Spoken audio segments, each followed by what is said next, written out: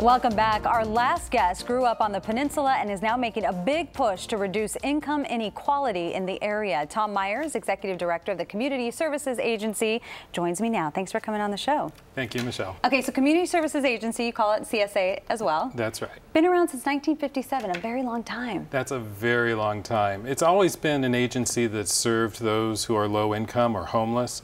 In those days, though, the South Bay was primarily orchards, so we were serving primarily migrant farm workers. Today, we're serving a lot of working poor families, people who are not keeping up with being able to make ends meet. It's changed a lot. Now, Silicon Valley. Exactly. And you say, you know, poverty in Silicon Valley is so hidden because when you think of Silicon Valley, you think, oh, money's flowing in the streets. That's right. That's right. Everyone seems to think that in Silicon Valley, everyone's doing very well and everyone has lots and lots of money. But that's not the case. A rising tide does raise most boats. It doesn't raise all boats. And so we're there to serve those people who are being left behind because of income gaps that are developing and increasing over the last several years. So how do you do that? We provide a multitude of services. We have a food program that is very popular, where people can come in and get food that can supplement the foods that they have in their own homes. We also have homeless services, social workers who work specifically with homeless individuals to make sure that they can get into shelter or get the services that they need. And a huge population that is incredibly hidden by the raising gap in inequality in income is seniors. Seniors who are living on fixed incomes are finding it very difficult to make ends meet. Well, a lot of them have lived there for many, many years, decades, and the cost of living has changed. Exactly. The average rent in Mountain View is now well over $2,500 a month. And if you're a senior who's trying to rent and make ends meet, that's just impossible. But even seniors who own a small piece of property are finding it difficult to make ends meet. So we have social workers who work specifically with them as well. They really help try to prevent them from losing their house? Exactly, keeping them safe and independent and living in their own homes. Yes. Is that tough to reach out and find people, or? Absolutely. Seniors are a very isolated population. Poverty in Silicon Valley is very hidden in general because it's a lot of freeway living.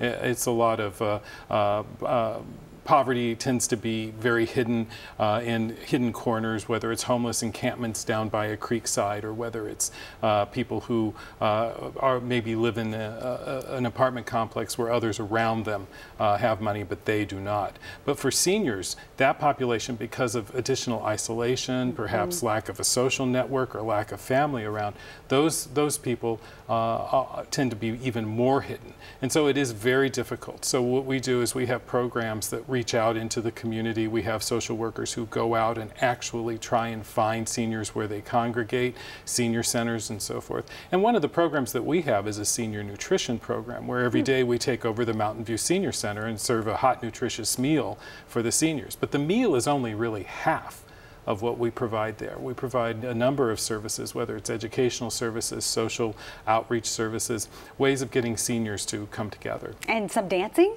Dancing is part of that. Hey, who can resist dancing? No kidding. Yes. Looks like fun. Yeah. So we have all kinds of programs for seniors that get them into our services, and then we can keep them safe and independent and living in their own home. Does it help when everyone is who maybe is going through these challenges when they're around other people who are as well? Oh yeah, it does really help, because what we find is that when we have seniors, for instance, coming to our senior nutrition program, they find a social support network. They also find services that they maybe didn't know existed before, whether that may be assistance with respite care for caring for someone who that they are taking care of themselves, or whether it's services like ours where we can provide food or even referrals to shelter programs if it gets that desperate. And before we go, tell me about the Hometown Hero Awards. Well, our agency has, for the last 25 years, our agency agency has given out awards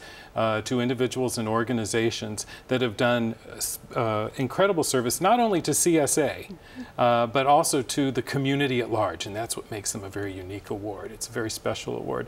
This year, our awards breakfast is on Friday morning, September the 19th, and you can get in touch with CSA if you'd like to come. We're honoring some wonderful individuals and organizations. Well, that's great. Thanks so much for coming on the show. Great. Thank you, Michelle. Thank you. And for more information on the Community Services Agency's work, just log on to csacares.org. Again, that's csacares.org.